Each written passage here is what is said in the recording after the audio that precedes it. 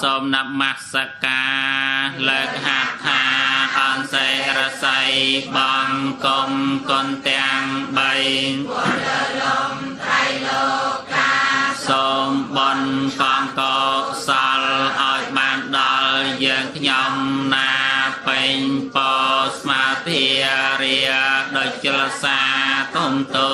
លាយសូមឲ្យកំចានបងឡាយឲ្យជាចេញចាឆ្ងាយក្តីអន្តរាយកំបីមានដោយកំឡាំងអានុភាពបញ្ញាលាភជាប្រធានកងបញ្ញរាស័យមានសូមអនុសានកំមានមកដោយគុណនមស្ការត្រៃរតនាប្រសើរពួរសូមអានិសង្ឃក្នុងឋានពាន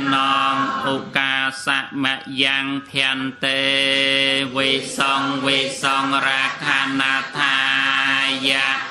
តេសារៈណេណាសហបញ្ចសីលា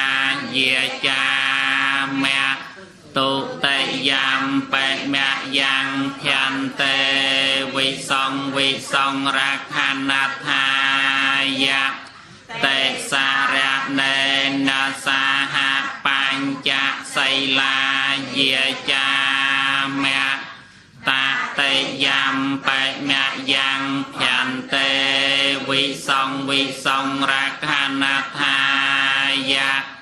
តេសារៈណេណាសហបញ្ចសីលាយាចា